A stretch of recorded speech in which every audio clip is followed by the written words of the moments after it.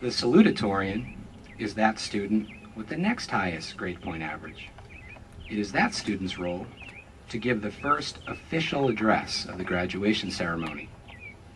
So that is what this person will do once she is called forward and recognized. The salutatorian for the class of 2010 is Camille Davis.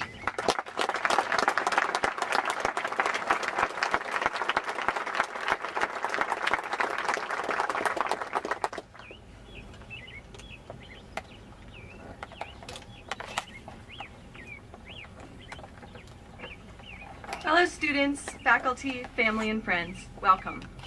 This is a place I know and love, and I am honored to have the opportunity to welcome you here on this special day.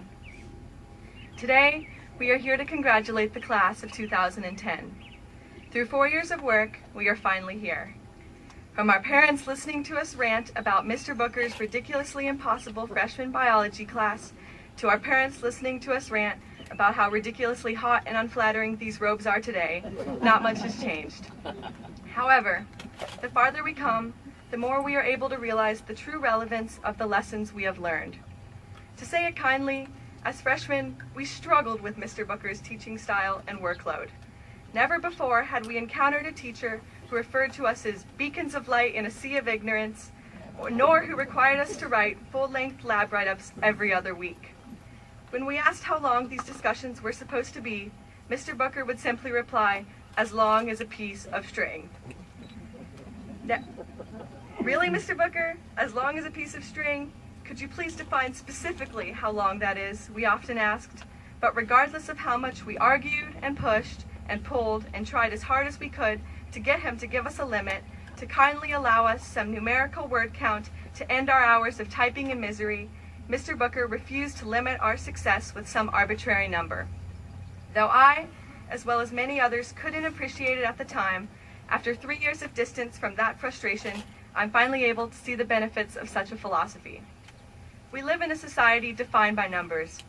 For the past 4 years of our lives, we have been plagued and haunted by the unattainable values of 2,400 SAT scores, 5s on AP exams, 4.0 GPAs, and 100% A+. Don't get me wrong, I understand the value of numerical rankings in order to accurately judge worth. Without these numbers, we would be lost at finding any reasonable way to describe people. What I struggle with, however, is society's reliance and unwavering faith in these numbers. These numbers box us in. In society's eyes, a 2,400 puts you in a box shipped off to an esteemed Ivy League school, while anything less tosses you aside into another supposedly subpar box. While these numbers may be integral for measuring certain types of aptitude and achievement, we have to learn that they do not decide who we are, what we do, or where we will go. As we have learned, a 69 in freshman biology does not mean you will not graduate high school. A 1,200 SAT score does not mean you will not attend college, and the first D you've ever received in a class this fall does not mean you are destined to live on the street playing an accordion for spare change. We are not limited by the numbers that describe us now. People are moving, changing things, not frozen in time, predetermined to never improve or grow. We must learn that while these numbers describe us at the moment, whether we want them to or not, they will not describe us forever. We cannot throw up our hands in defeat when we do not do our best, because even if it feels like the end, there's still time to turn things around. There's time to fix our mistakes, try again, and work harder. There's time to go for that half-court three-pointer. There is time to laugh it off when you trip down the spiral staircase.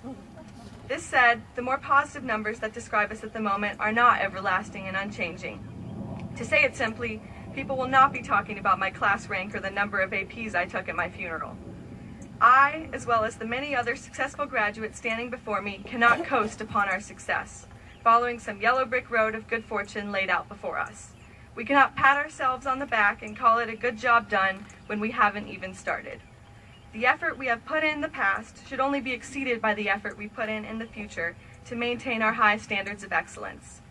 Though these numbers represent tiny parts of us, we can always set higher goals or bounce back from lower bounds. Though we would have done anything to persuade Mr. Booker to just be like all the other teachers and give us a simple page limit, he firmly stood by his doctrine of making our labs as long as a piece of string. I would personally like to thank Mr. Booker for ensuring that I had no social life freshman year, as I wrote 7-page single-space labs on the properties of water or the different tests for organic molecules all weekend locked in my room. While I had few friends, I had more than enough knowledge relating to protein synthesis and DNA replication. More importantly, I would like to thank Mr. Booker for refusing to hold us back. I, having the slight lazy streak that I do, would have ensured that I wrote maybe 100 more words than the recommended word count, but nothing more. While short term, this would have benefited me and perhaps given me time to, I don't know, make friends. In the long term, I became a fountain of knowledge in the field of lab writing and a stronger student because of it.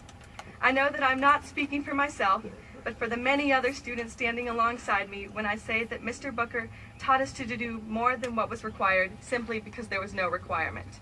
Regardless of whether you're a parent, a teacher, or just a friend of one of the many graduates who had to endure the grueling hard work of Mr. Booker's freshman biology class, we can all learn not to be defined by numbers. We can aspire to achieve more than what is required of us, and we can vow to never be hopeless or just comfortable with the way we are measured. Numbers are just numbers and only comprise a small part of the whole combination of aspects that make us who we are. We are more than our last names, more than our salaries, more than the schools we are attending next fall. We are more than what describes us. Thank you.